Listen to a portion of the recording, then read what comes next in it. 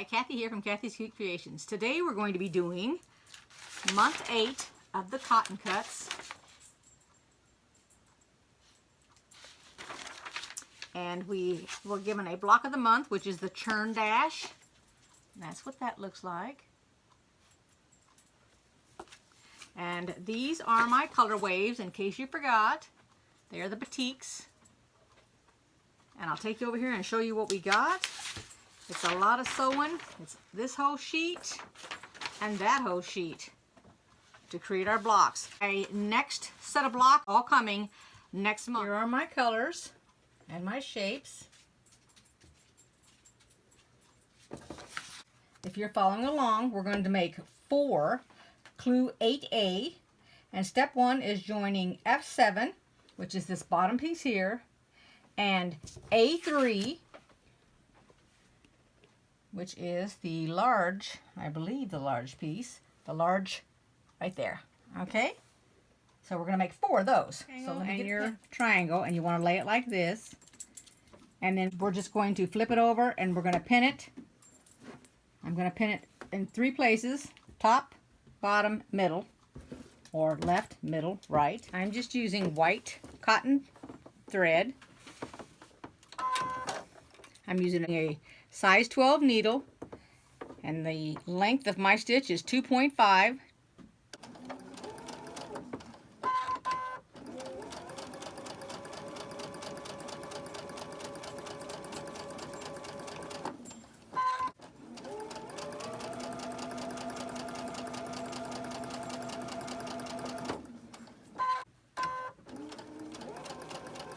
That's all there is to it. If you'd like to, you can go ahead and chain stitch that. And chain stitch means you take your very next one, which is identical to this one, you put it together, you pin it, and you sew it. You do not need to lock any of your fabric into place at the very beginning.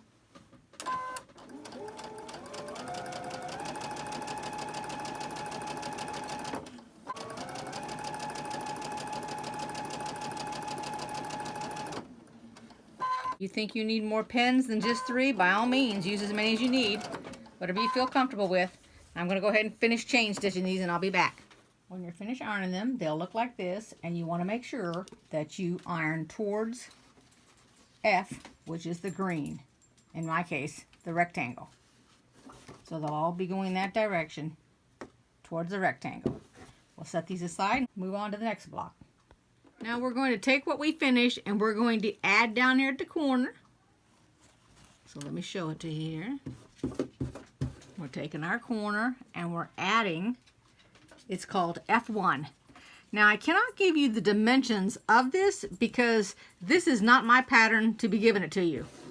And I've been thinking about that, how I do all these projects and then I can't give out any sizes. So unless you've bought this, you can't really follow along with me and do it because I can't give you the sizes. So I am going to, I'm thinking about designing my own quilt, and then I can give you the dimensions. But like I said, I got to work on it first. This will be the first time I've designed something to do it like this. So let me go ahead and I'm going to, and you can do it either way. You can either, when you've pinned it, you can either start at this end, or you can flip it over and pin it and start at this end. Now, it should not jam underneath your sewing machine here because you're not starting on the very corner over here. You're coming 1/4 inch up and starting. Only when it starts in the very edge it gives you an issue with your machine. If you're not using the plate that has the circle on it and it's fit for your zigzag, if you have a zigzag capability. If you have a super duper old machine like I have downstairs, I actually have a Singer that is strictly straight stitch. That's how old it is. It didn't come there. I mean, there was no option to get a zigzag. It was way before that time. So just go ahead and take the chain stitch them. By all means do that. Otherwise you can cut your thread each time if you want to. It's up to you. I'm just going to go ahead and chain stitch them. And then I'll be right back. These here, you're going to press towards the triangle that you just added. And then your design will look like that. That's step 2. Now step 3 is we're going to set these aside because we're going to join our E4, which is this little square right there. And we're going to connect it to this, which is our F7. And then we're going to connect the F1, which is the little one again. So it'll be the square, the rectangle, and then the triangle. So let me get them all pinned for you. I went ahead and I pinned both sides. So first I pinned the square on the left-hand side of the rectangle. Then I took my triangle, and it has to go like this. When it's finished, I pinned it. I'll go ahead and I'll sew this first, and then I'll sew the other side. Sew all four of them like this because we're going to put them on that other piece. We're still building the first piece that we started out with. These are just different steps. And I'm doing each one.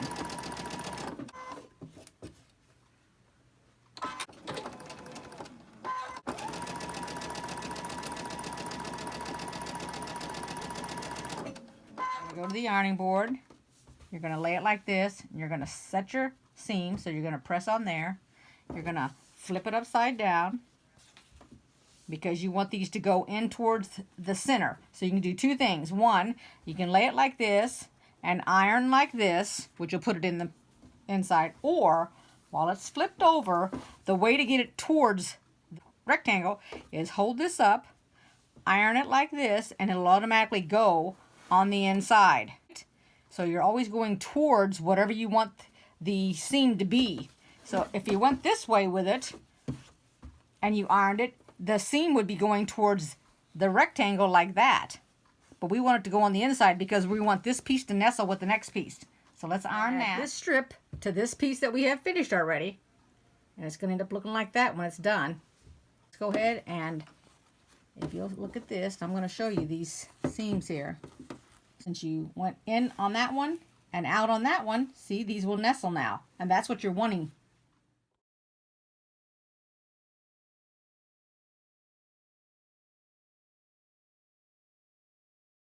Iron it. You want the seam here to go towards this. And that's what it'll look like when you're finished. Also, I wanted to add, you're going to be labeling these. Now we're going to take B2 to C2, attach them. Then we're going to take A5 and put it on this side right here. So B2, C2, A5. So let's get all that pinned. Be careful when you sew this because this is the bias, this long side on here. I don't want to be pulling on it or anything. You want your machine to feed it. That's what the feed dogs are for. They're doing the work for you.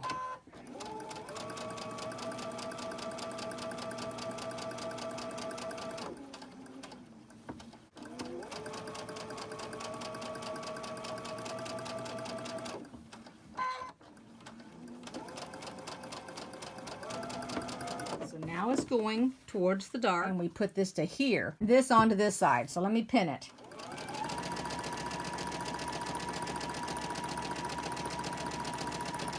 I'm going to flip it over and do this side because I already had it pinned.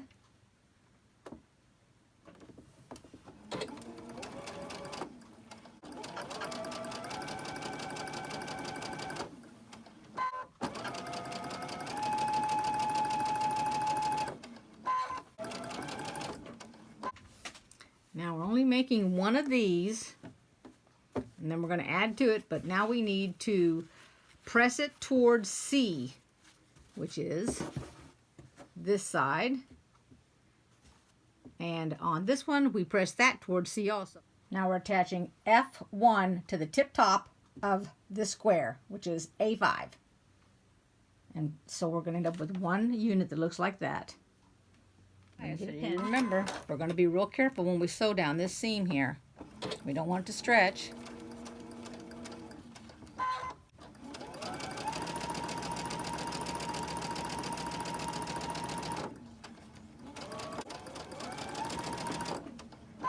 And we're going to press it towards F, which is the piece we just put on.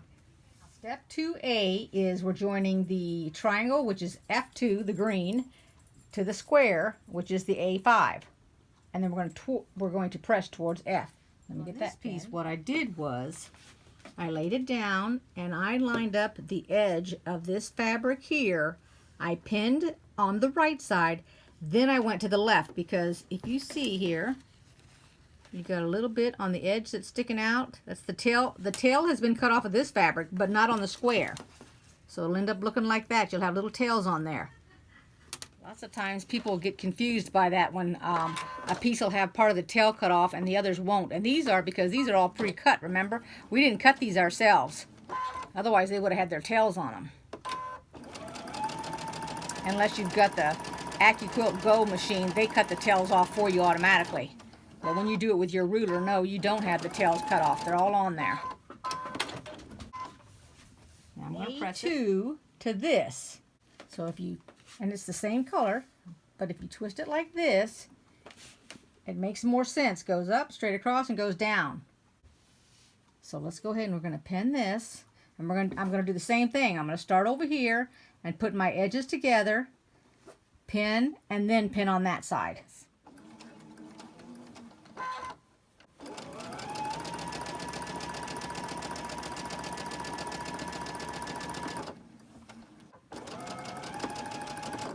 And it says that we are going to press our seams towards the square. Here's what that looks like. Step C says to take this and put it up here at the top. And that's what we're going to do. When you get done with it, and now the next thing it says, we make one of those, so that's it. Now we're going to do step D, and we're going to be adding to this the piece that you just laid aside before we assembled this piece, and we're going to connect these two together. Okay, now you have bias on the top, none here in the middle, and you'll have bias on the bottom. So you want to pay attention to that so it doesn't stretch on you. We're just about coming to the end of this block. We've got two pieces left. So let's join this. And if you went to connect them and you noticed that your seams didn't nestle and they were both going the same way, then you need to go back to the ironing board and iron them so that they each go in opposite direction. Reread your pattern. Because that's how you get all these seams to match up, is by having all the nestling going on.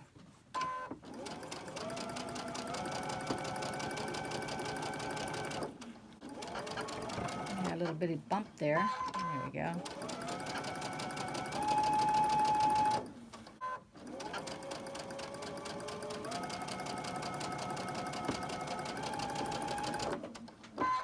And then we're going to take these two here.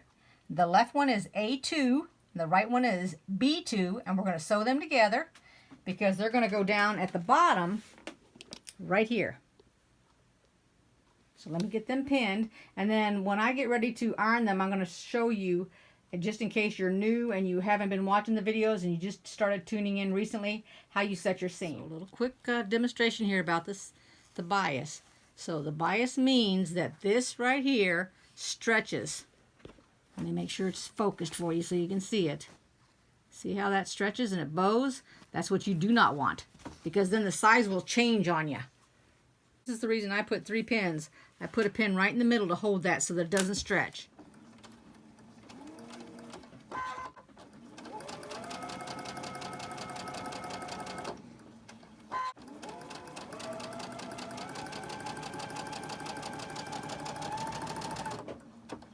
Alright, our seam is up here, and when you come over and you iron, before you open this up, you press this.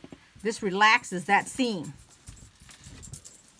The directions say to make this go towards A. A is the lighter color, so to get it to go towards A, you lift it up, and you take your iron and you push it like this, and then it will automatically go towards A. Alright, and that's it for that. So this is the one that we set aside before we did this one. And I laid it this direction so it'd be easier for you to understand. And we're going to sew that to that. Alright, so here's our last seam to sew. And we'll be finished with this block. Now be careful, because this is the bias on the top here.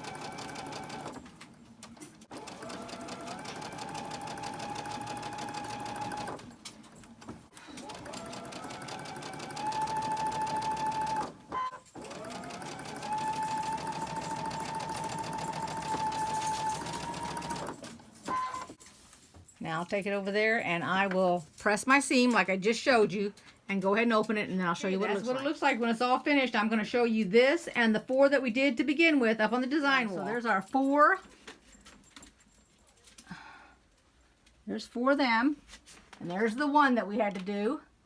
I hope you liked this video. Give it a thumbs up if you did. If you haven't subscribed yet, do that. Click on the little bell so you'll get notices. And like I said at the beginning of my video, the last one will be coming shortly, and then I'm going to go ahead and put this one together. The last one, which was the first one I did, I mailed it to my sister for her birthday, so she has a long arm. She's going to go ahead and quilt it and everything.